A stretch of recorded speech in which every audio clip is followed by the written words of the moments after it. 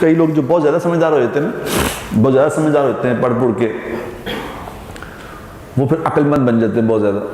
اب اکثر عقل مند لوگوں سے میرا ملاقات ہوتی ہے تو کیا سوال کرتے ہیں، اچھا جی یہ دسو کہ تسی یہ تو چلو اسی تو مسلمان ہاں تو جنت سے جاواں گے، تے او جڑے پیدا ہی کافر ہویا ہے، جڑا جنگل چ پیدا ہویا وہ تک پہنچیا ہی نہیں، اس تک کوئی گیا ہی نہیں، اس سے کے ساتھ کیا معاملہ ہوگا؟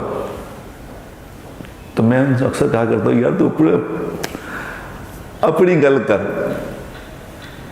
تم اپنی بات کرو بھائی، اس کو چھوڑو، وہ اللہ جانے وہ جانے، تم کیا؟ تمہیں تو پتہ ہے نا، تمہیں تو پتہ ہے کہ کیا مسئلہ ہے، کیا معاملہ، تمہیں لا الہ الا اللہ محمد الرسول اللہ عطا کر دیا، اس سے بڑی نعمت تم نے کیا لینی ہے؟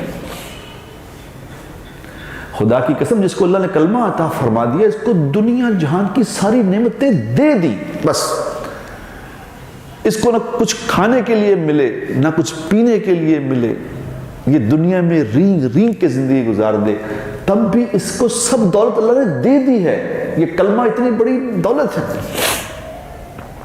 یہ تو موت آئے کہ پتہ چلے گا کلمہ کیا تھا۔ ہوئے ہوئے جب جس دن قیامت والے دن یہ کہا جائے گا، جب اللہ یہ کہیں گے، کیونکہ کچھ جہنم میں کچھ لوگ ہوں گے، جہنم میں لوگ ہوں گے جو کچھ مسلمان بھی ہوں گے جہنم میں، بیچارے جو نہیں سمجھے بات کو، اپنی ہٹ درمی پہ قائم رہے، وہ بھی جہنم میں ہوں گے۔ تو اندر جہنم کے اندر کافر ان کو تانا دیں گے، کافر انہیں کہیں گے کیا فائدہ دی تمہیں کلمے نے، بڑا مسلمان بڑے ہیں تم بھی دوزخ میں ہم بھی دوزخ میں، تمہارے کلمے نے کیا فائدہ دیا تمہیں؟ دنیا میں کہا کرتے تھے مسلمان ہیں مسلمان، کیا ہو؟ اب وہ تانا ماریں گے۔ اب یہ تانا جب اللہ تبارک و تعالیٰ سنیں گے تو اس دن جبرائیل علیہ السلام کو کہیں گے کہ آج جہنم سے ہر اس شخص کو نکال لو جس نے زندگی میں ایک دفعہ بھی لا الہ الا اللہ محمد رسول اللہ پڑھا یا کبھی مجھ سے ڈرا ہی ہے، کلمہ بھی نہیں پڑھا مگر مجھ سے ڈرا ہے ایک دفعہ۔ یہ جو بات ہے نا، یہ جو حدیث میں نے آپ کو سنائی ہے، اس حدیث کا مفہوم ہے، یہ جو کبھی مجھ سے ڈرا ہی ہے، اس حدیث نے میرے دل میں ایسی تسلی دی ہے نا، اس میں کئی غیر مسلم بھی آ جائیں گے جو کبھی ڈرے تھے۔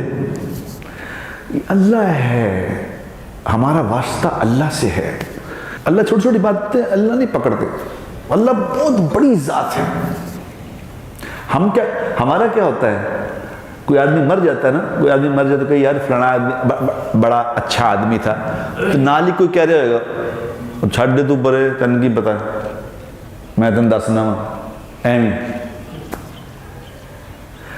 ہمیں عادت ہے لوگوں کی خامیاں دیکھنے کی، اللہ لوگوں کی خوبیاں دیکھتے ہیں، خامیوں پہ درگزر کرتے ہیں،